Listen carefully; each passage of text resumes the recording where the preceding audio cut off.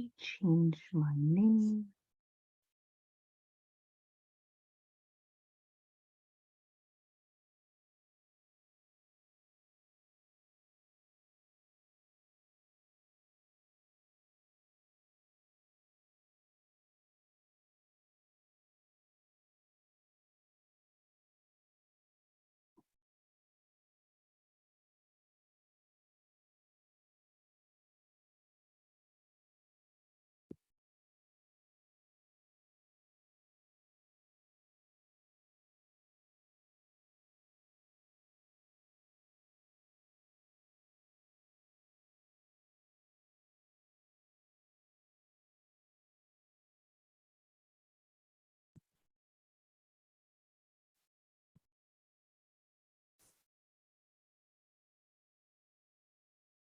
Hello, good afternoon.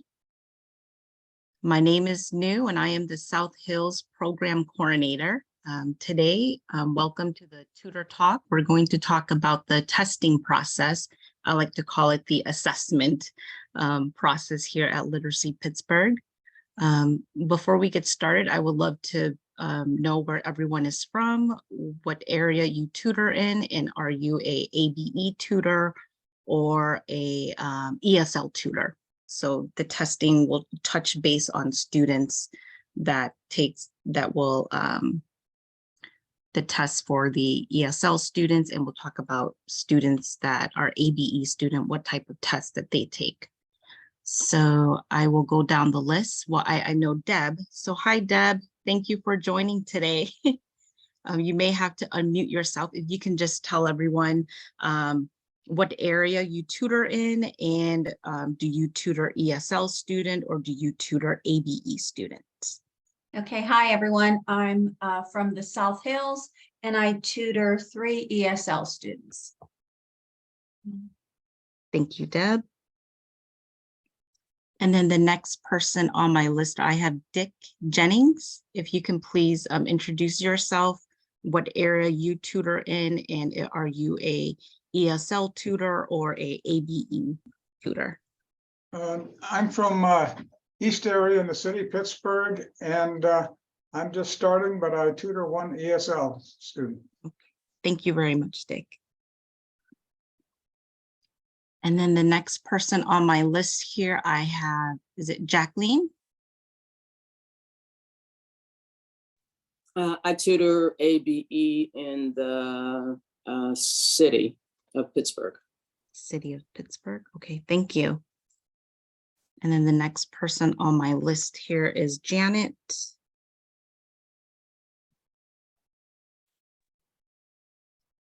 I saw another Janet. I think you, Oh, did you mean okay. me?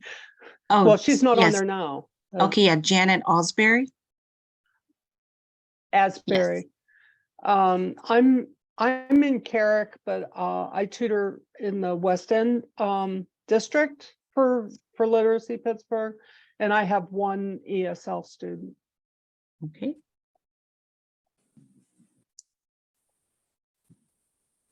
And then, did I call on Jacqueline already? And then Jessica. Hi there, I'm Jessica. I'm in the East End and I'm not training yet in ELL. I'm not tutoring someone in ELL yet. I'm still in the training process. Okay, perfect. Well, nice. Welcome, Jessica. Thank you. Let's see, now my list just got moved. Okay, and then my next person is Kathy.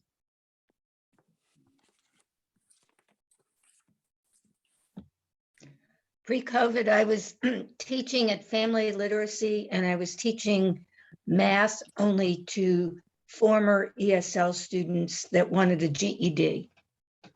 Okay, thank you for that, Kathy.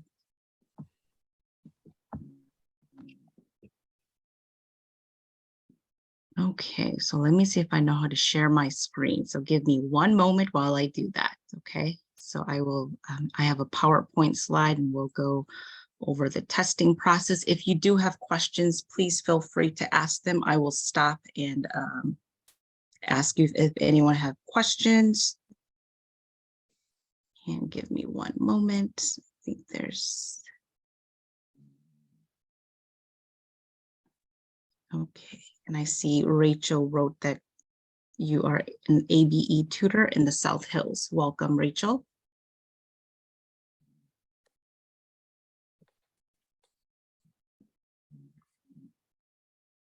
And let me put this in present mode.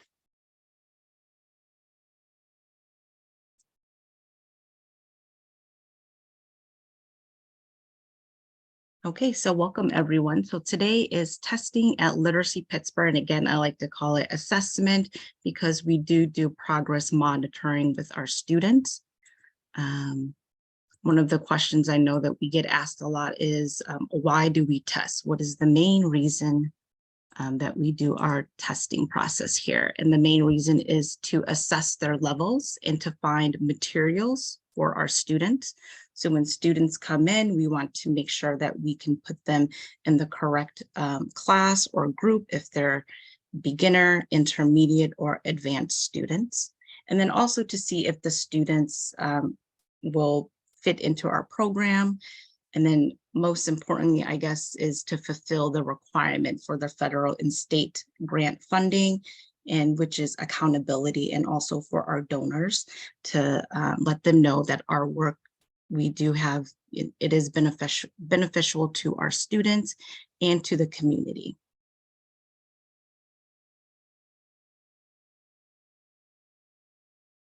So prior to students joining our program in the enrollment process, we give students a pre-test.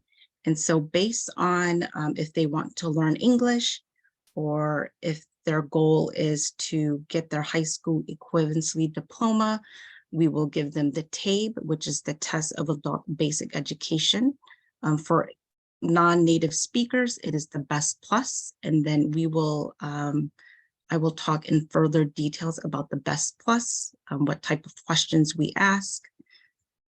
And then we also give them the post-test, which is around after 50 hours of instruction, we will contact the students to get an updated, a new test to see how they are progressing in the program.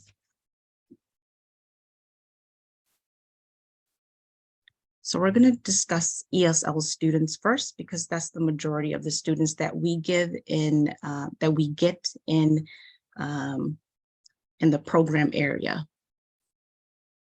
So for ESL students, the test that we give them again is the Best Plus, which is just a basic speaking and listening test. And then if they test out of the speaking and listening test, we will go into the Best Literacy test, which is a simplified reading and writing test, which is more functional literacy reading and writing. When I mean functional, it's based on if they can fill out an application, fill out forms. Also, if they could read ads and write checks or money orders. So that's what the Best Literacy is for. It does not assess their speaking and listening. It just assesses the reading and writing. So what does Best Plus stands for? Best Plus.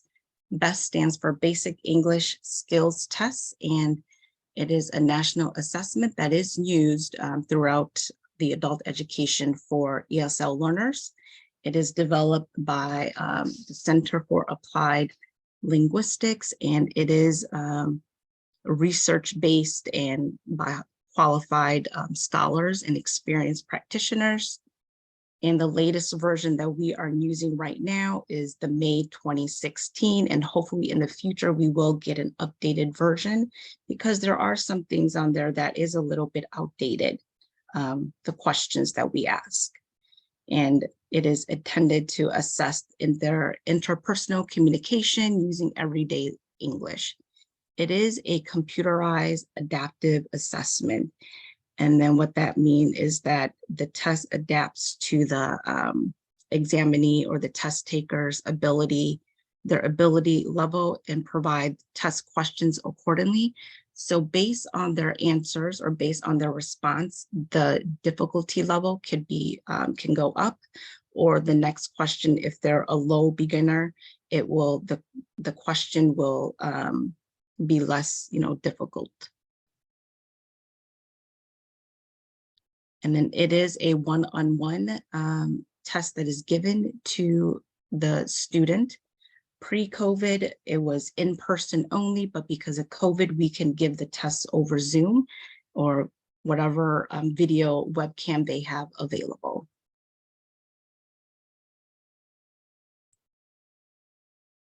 So the three criteria that we measure for the best plus is their comprehension, which is the listening comprehension. How well does the student understand the setup of the question? And then the language complexity, how well did they organize and elaborate on the response? So grammar, we don't really focus on grammar here unless, I mean, it's a little bit in there, but not as much. And we'll go into details how we score each of these. And then the last category that we assess is communication. How well does the student convey their meaning? Were they comprehensible and easy to understand? Was it difficult, or was it, we just did not, you know, understand what they were trying to say to us? And so here is the scale that we measure for the listening comprehension. So based on the student's response, if they did not understand the question, which could be a yes and no question, it could be for them to tell us to elaborate on a subject matter. If they have no understanding, I will score a 0. So that means they will have a 0 across the board for comprehension, for language complexity, and for communication, because they were not able to answer the question in the first place. If they had partial understanding or the questions need to be repeated, I will give them a score of 1. And if they clearly understand and answer appropriately, they will get a score of 2. And then again, the language complexity, this is the scale that we score them in from 0 to 4. Again, no response across the board for all if they don't understand the question. If they're beginner, it's a simple 1-word answer with limited vocabulary. So it's a simple subject verb agreement, just giving me the basic information. Most students, if they do score a 2, it'll be more, they have a long string of sentences or phrases, well-formed and emerging complexity with grammar and maybe a little bit of vocabulary in there. 3, it has to be in detailed, several string of sentences with prepositional phrases. Elaboration is clearly beyond minimum, so there's more detail involved. And then rarely is there ever a 4, because it's, like it says, it's a essay worthy, like a response that they have to give, where it's a paragraph with 5, 6 to 7 sentences. That's more involved. But again, most of our ESL students, usually 1 and 2s are where they usually fall into. So 3 is rare and 4 is never. And then for communication, so this is the scale that from 0 to 3. Communication, how well did I understand, or how well did they communicate and in their English? Was it easy to understand? If it's a yes and no question, they automatically get a 3, right? Because it's clear they understood the question. So yes and no will get a 3 response. If the question asks for more detail and they're not able to convey their meaning or their communication, sometimes they'll get a 2. A 1 is where it requires a lot of, on my part as the examiner, to understand their English. So I have to, if the student has pauses or they can't think of a word, then they may get a 1 or a 2. And again, they'll get a 0. Again, if they have no response or they say no, I don't know, and it's a 0 across the board.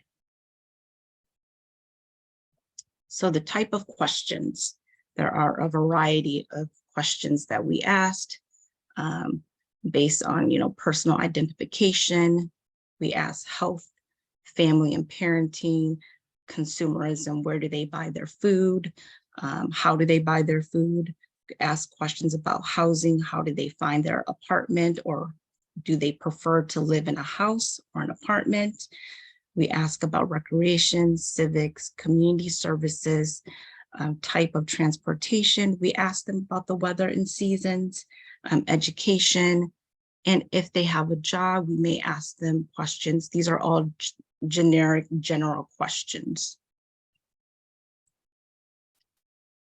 And so the question type. So there are several question types. There are 5 warm-up questions that we ask at the beginning, and it's based on the WH questions, which is where are you from? Where do you live now? How long have you lived in the United States? What do you like about living in Pittsburgh, or whatever city that they tell us? And then I think the hardest one for students to answer sometimes, especially beginning and intermediate, is the question is, tell me something about what you do every day.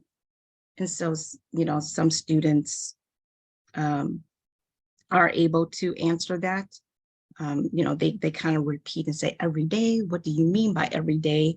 And unfortunately, with this test, we are not able to substitute words. We're not able to help and explain. So this is one of the disadvantages of this test, right? When it's everyday conversation, unfortunately with this test, whatever is on the screen, I have to ask the question exactly as it is, and I'm not able to help or interpret or choose a different word choice for that. And here is a picture description. So students will receive will be given a picture prompt, and then I will share my screen, and the verbal prompt will be, tell me about this picture. And so they will, and again, I tell student it has to be in English. So they will probably, if it's a beginner, they will probably say TV, woman. I'm looking for as much English words as they can give me. If they're more advanced, they will probably, maybe for language complexity, maybe score a 2, because they're able to provide additional details. They can say, this is a woman. It looks like there's a woman. She's watching the news. She's wearing, she has red, her hair color is red. And so again, it all depends on the student's beginning level. If they're beginning, it'll be short 1-word phrase. If they're intermediate, it may be, they may be able to explain in a well-formed sentence. Here is an example of an entry item. So the prompt would be, I usually get the news from the TV, or I usually get the news from the newspaper or from the internet. It all depends. That's open for the examiner to input in how they get the news. And then we will ask, how about you? And this is where the how about you or what about you question, some of the students have a difficult time with that because they don't understand how about you, what do you mean by that? And again, if they, it's a 1-word answer, they'll, score a 1 for language complexity. They understand the question, the listening comprehension, that will score a 2 on this one. And here's an example of a yes and no question. Do you like to watch the news on TV? And this is a basic yes and no. So they will score high on this one. Communication will be a 3. Language complexity will be a 1 because it only warrants a yes and no. I'm only looking for a yes and no phrase. And then listening comprehension will be a 2 because they understood and they were able to answer a yes and no question. And here is an example of a choice question. The prompt is, do you like reading the news in English in your language? And again, depending on how they answer, it could be a 1 or a 2 for language complexity. Some students are able to elaborate and give me more details, so they may get a 2 or a 3 on this. And then example of personal expansion. What are some other ways you get the news? And then here is a general example of a general expansion. Now we're looking for more detail, more elaboration. Do you think it's important to keep up with the news? If they say yes or no, I will ask them to tell me more or ask them why.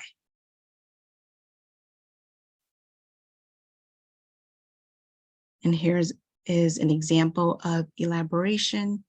The prompt is, some people think the news in the US is unreliable, while others think the news in the US is accurate. What do you think? And then again, they'll respond. And if it's minimal, I will ask them, well, can you tell me more? Can you please elaborate more on this subject matter? And then at the end, the student is given their results right away. So based on, again, based on the computerized test, they will be scored from beginning to low beginning, intermediate, and advanced. Does anyone have questions before I move on based on how we score or how the computerized score?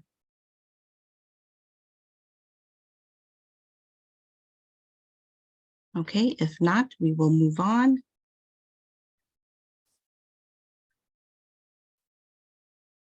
So there are some challenges and limitations with the Best Plus.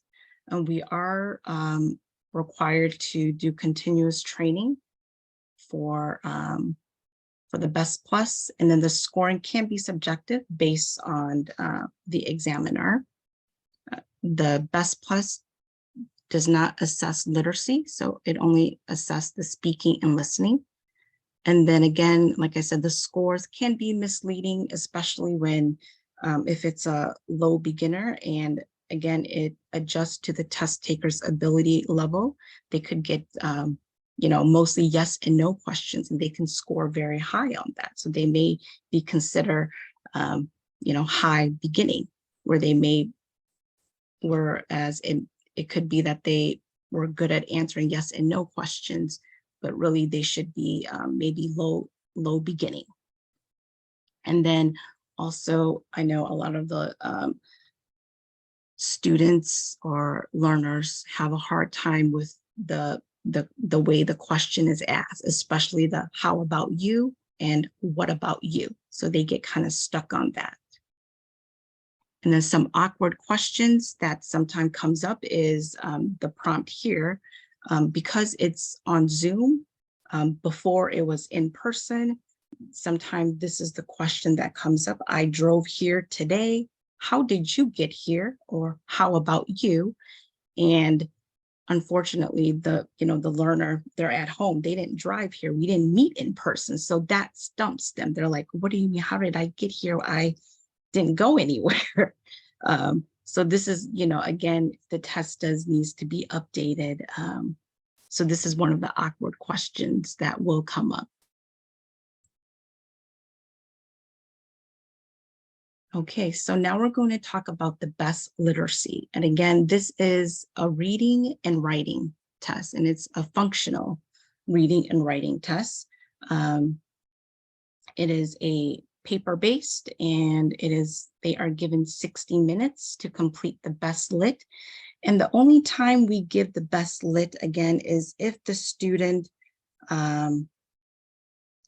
tests out of the speaking and listening, and they do not have maybe a post-secondary education degree, or they're not looking to go into further their education. We may give them the best lit to see where their reading and writing is at. So for the reading task, again, they are asked to circle dates on a calendar. Can they read a price tag? Can they find phone numbers from a phone book? And again, this is an outdated test also, because we don't look for phone numbers and a phone book, but unfortunately that is what the best lit is asking them to do. Finding times on a printed schedule, which is a bus schedule. Do they know how to read a bus schedule, a train schedule? Choosing the best word choice in a short story, reading short passages.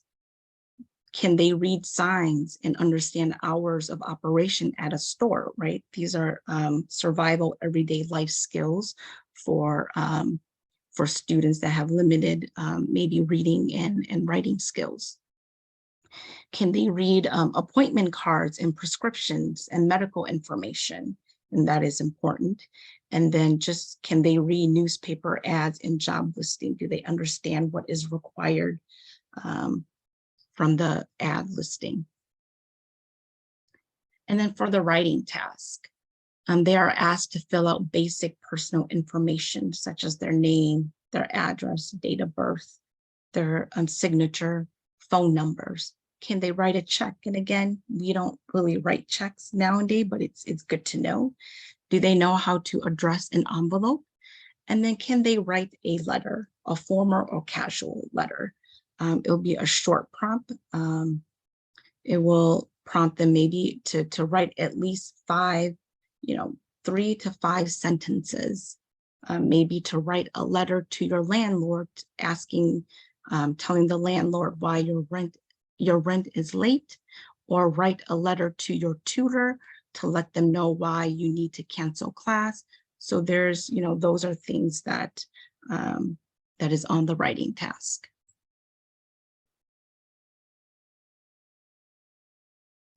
And this is the best literacy score ranges, again, from beginning literacy to advanced. And again, this only assesses their reading and writing, not their speaking and listening. And we do have some students who are advanced speakers, but they are behind on their reading and writing, maybe because back in their country, they didn't have access to going to school. So their reading and writing is behind their speaking and listening.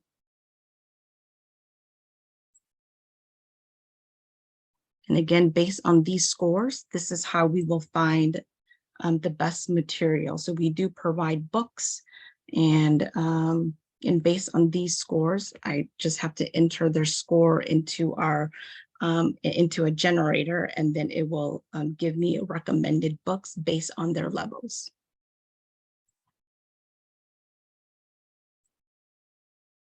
And then again, the challenges and limitations. Again, like I said, it does not assess their speaking or listening ability.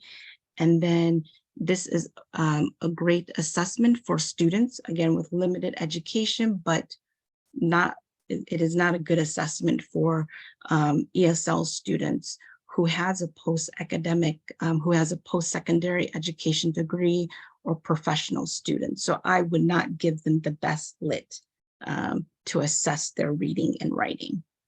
And again, like I said, there are some outdated content, especially with finding finding phone numbers in a directory and writing checks. And then the way the scoring is, I guess it's kind of rigid.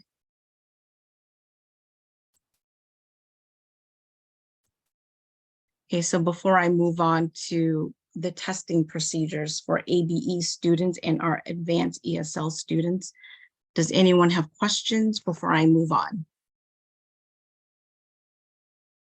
Or if they had,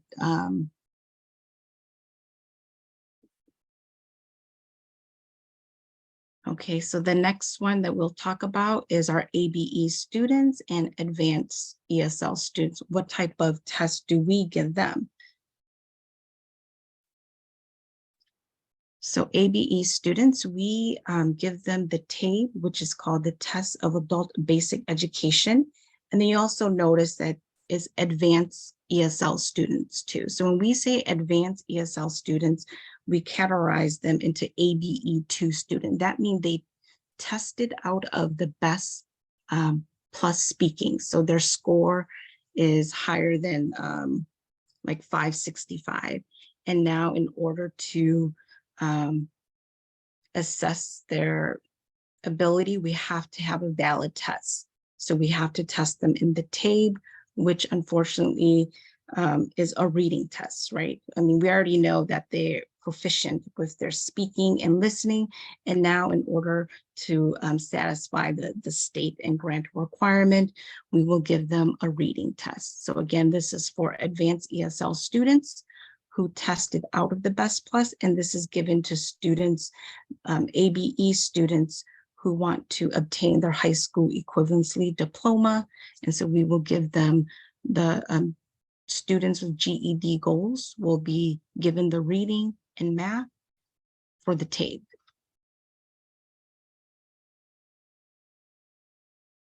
So for the TABE test, what do we assess? For the reading test, it is focused on academic reading and comprehension. It is multiple choice questions. So we say reading and comprehension. It's, you know, they read an article and then they have to answer multiple choice questions. They have to answer questions that relate to the article, such as identifying the main ideas, author's point of view, maybe decoding a vocabulary word in there. It is a time assessment. They are given 100 minutes to complete the test. It is divided into 2 parts. And again, they're given 50 minutes each to complete the assessment. And I tell students that the TABE test, it is not, you cannot fail this assessment. This is a baseline to see where you currently are in your reading so that we can give you the materials based on your level. And after, meeting with your tutor, meeting in class, we hope that your score you'll make progress. And then with the math test, the assessment, it's focused on word problems, and then also computations. It is also multiple choice questions, and it is also a time assessment, and they are given 65 minutes to complete the math test. And we tell students it is a placement test. Again, it is to see where you are currently in your math level. That way we can make sure that we give you the right materials to get you started. And again, we tell them it is a baseline. Your score can only increase. So then based on the score, so for reading score, again, it starts from beginning literacy to intermediate into high secondary. So based on their reading score, there is a grade level equivalent to it. So if you're beginning and you score in between 368 to 460 in reading, the students are reading between second to third grade level. For intermediate, if you look here, based on this score for reading, they are reading at a 5th to 9th grade level. And then here is the score for math. Again, it's based on, we look at their grade level, and then the score again will help us determine what type of books, what type of class should we get the students started in. For students that is they score in the secondary level for 9th grade level or 12th grade level, they may be ready for to take the GED Ready practice test. And so this is what this score is for, to assess the student to see if they'll be ready to take the GED Ready practice. Does anyone have any questions before I move on? And I'm sorry, I am losing my voice.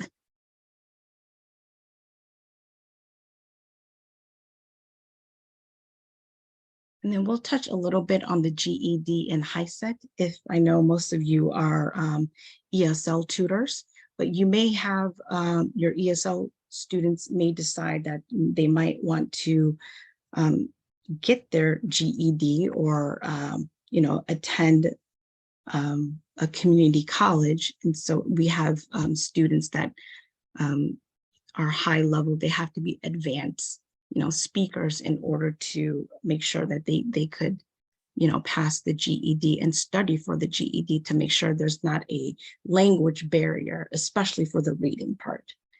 So just a quick overview of the GED HiSET. Both tests involves their knowledge content in math, science, social studies, and language arts.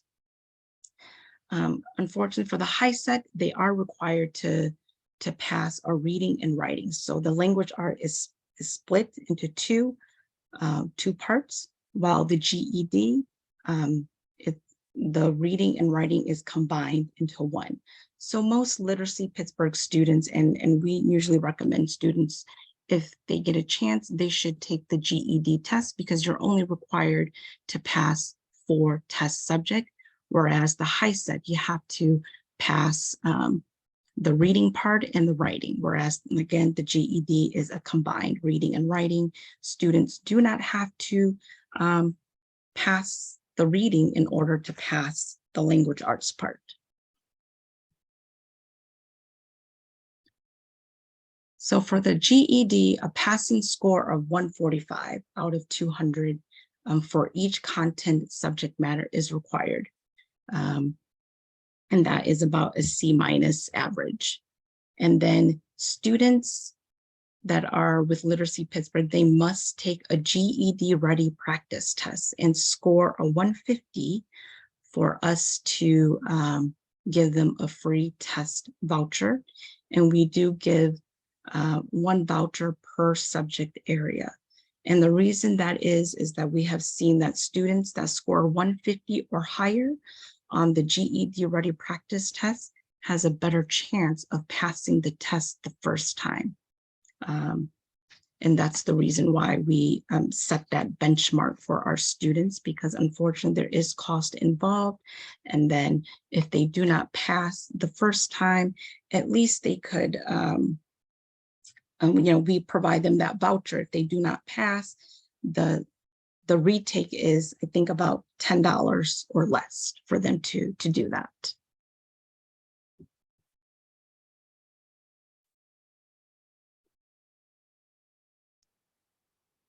And that is the end of the testing process that we have here at Literacy Pittsburgh. Hopefully that has given you some insight into what goes behind the scene with our testing process with our students.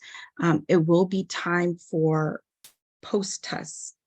So you will, if you have been meeting with your student for at least 50 hours or more of instruction, we will contact your students for an updated post-test.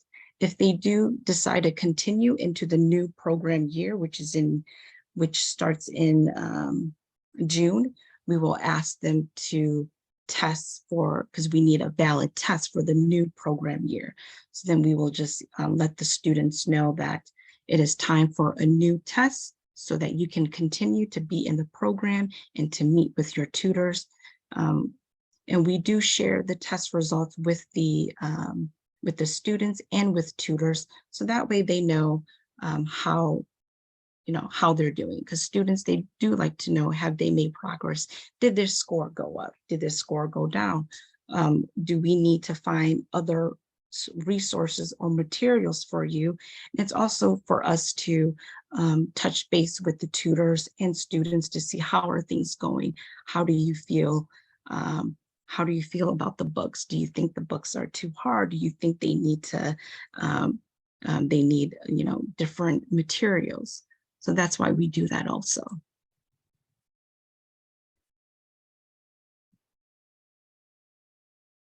Okay, so I have some questions that is in the chat. Jacqueline, let me see if I can see here. Let me stop my share here.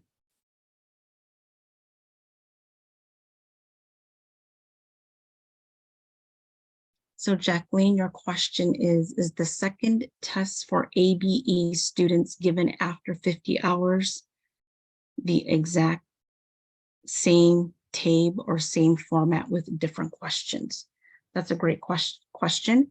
So yes, the TABE, there's 2 formats. So they will be given, the format is the same, but it'll be a different set of questions. And then yes, we will contact them after about 50 hours of instruction. That's why it's important for you to We ask, for your hours to see how long you've been meeting with your students, and that way we can monitor their progress and see how things are going. And then Janet, you said you did not get your student's score when she retested. Is that me, Janet, who is your program coordinator? My program coordinator is Laurel. Oh, Laura. Okay. Yeah, and usually we do share. Yeah, the I really result. wanted to know if she improved or not, and she didn't get she didn't get anything from them either. Okay. Is your student ESL? Yes. Okay. And did your student tell you that she took a speaking test? Speaking or listening or reading? I don't remember. It was actually a couple months ago, but it was Okay. after the 50 hours that we'd been working together. So it was a Right. reassessment. Yes, it is a reassessment, correct. Yeah, and I can touch base with Laurel on that too. But yeah, it is good to know, Yeah, how do they do? I mean, I want to know if what I'm doing is working. Right, right. And please don't, don't assess yourself. Okay, please don't put it on yourself. Then, oh, it's Right. you. Every Right. learner is different. Of Their course. how they process the information is a little bit different, right? So yeah, that'd be great to know. And you're right. As a tutor, you want to know, okay, what can I do differently? What changes can I do? Or what's that, to fill in that gap, right? That knowledge Yeah. gap that they might be having. What is it that you don't understand? So that's very Right. understandable.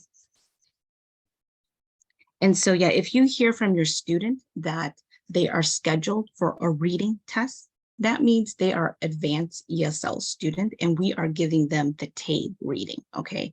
Which unfortunately, it's I don't know if it's the best form. It's an imperfect system because there could be cultural gap knowledge. I had a student that I tested yesterday. She didn't understand the stock market crash, right? So, because she's not from here, she didn't go to, our school system here, even, students that has a post-secondary education degree from their country, the reading test, yeah, there is that cultural gap knowledge, the vocabulary. But the reason why we give it to them is because it's the next best option that we have for them. And also because these students, they want to improve their fluency. They want to improve their reading. It exposes them to vocabularies, increase their vocabulary, increase their grammar, because that's what they want to work on, right? And if they're able to read complex, academic articles, literature, it'll help improve their, speaking and fluency. So that's why, the TABE reading is there for our advanced students. So again, if you do hear your student on schedule for a reading test, that means they are considered, we consider them ABE 2 students. Does anyone else have any questions that I can help answer?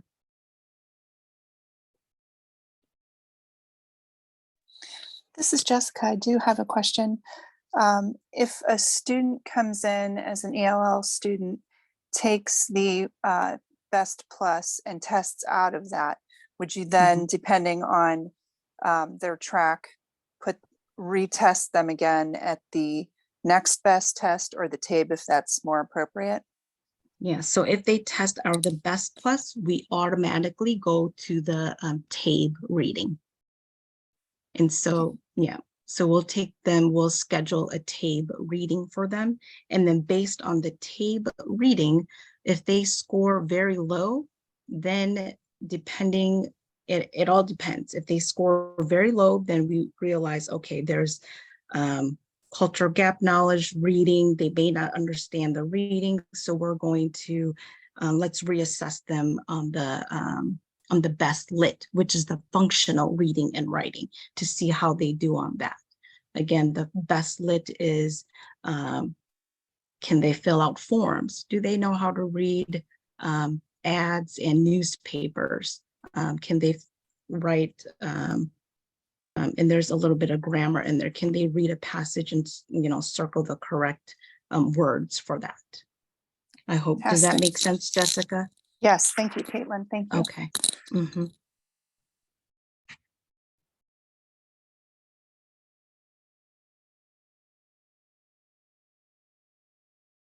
Yeah, feel free to ask any questions if if you have questions about a particular, maybe if you have a student, I could try my best.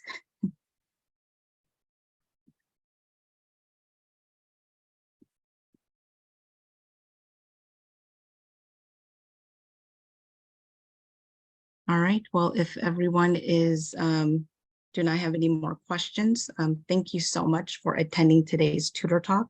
I apologize, my voice was just cracking on the presentation. I apologize for that, but I hope it was informative and insightful as to, the testing process, what we do here, and give you an understanding and what the students go through. We do try to tell students it is not a pass or fail assessment, try to put them at ease, because it is nerve-wracking at times, especially the reading, the reading and math for especially our adult basic education students, and then also the speaking and listening tests for the ESL students. All right, thank you so much, everyone. Enjoy the lovely afternoon, well, cloudy afternoon. Bye-bye. Thank you. You're welcome. Thanks, bye. Bye.